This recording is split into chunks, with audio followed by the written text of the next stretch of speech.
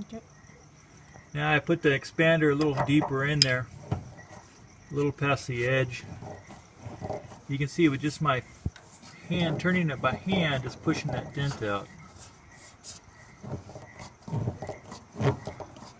Now the million-dollar question is how much is too much and splits it. That I don't know. I'm just going a little bit.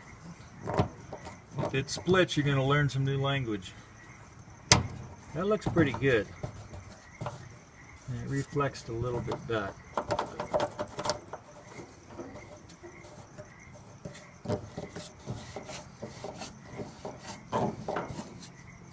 Definitely pushing those dents out.